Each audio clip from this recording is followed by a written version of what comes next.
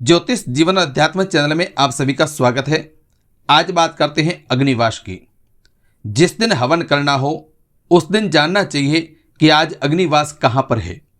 अग्निवास यानी जिस स्थान पर जिस दिन अग्नि का निवास हो उसे अग्निवास कहते हैं। अग्निवास कैसे देखा जाता है, वह कौन से हवनों में अग्निवास देखने की आवश्यकता पड़ती है, किस स्थान की अग्निवास हवन में शुभ होती है व किस स्थान की अग्निवास अशुभ होती है। शास्त्रीय मान्यता के अनुसार किसी विशेष कार्य जैसे संकल्पित कार्य हो उसमें पूजा, यज्ञ, हवन, अनुष्ठान आदि में अग्निवास का विचार करना चाहिए।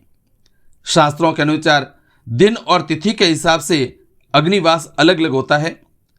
पहला है जैसे अग्नि पृथ्वी पर हो, फिर दूसरा स्वर्ग में और तीसरा है पाताल में।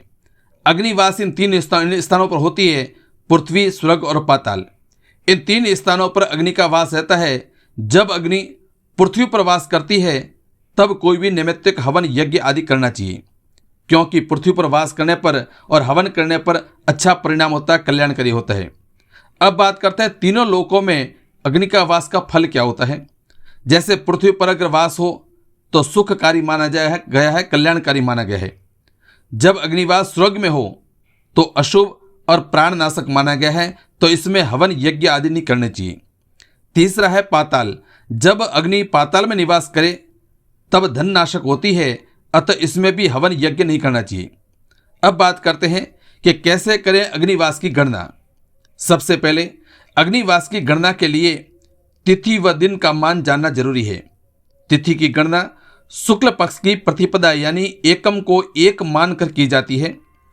इसमें पूर्णिमा का मान 15 होगा व अमावस्या का मान 30 होगा।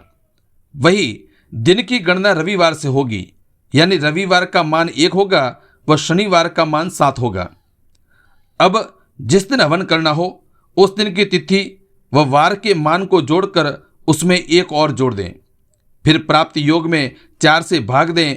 यदि शेष में मान लो 0 या 3 आए तो समझना चाहिए कि अग्निवास पृथ्वी पर है, और यदि 1 आए शेष में तो अग्निवास आकाश में है, और शेष में अगर 2 आए तो अग्निवास पाताल में है। अब उदाहरण के लिए अपन समझते हैं, जैसे मान लो क्षेत्र महीने में कृष्ण पक्ष में प्रतिपदा को वार बुधवार है।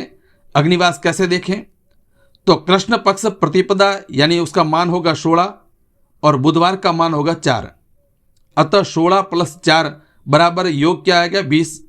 इसमें 1 और जोड़ दें तो 20 + 1 यानी कि 21। अब प्राप्त योग में 21 में 4 का भाग दें तो शेष 1 आएगा, जो ये बताता है कि अग्निवास आकाश में है, अतः आकाश का अग्निवास हवन के लिए सही नहीं है। अब बात करते हैं कि अग्निवास कहाँ नहीं देखना चाहिए।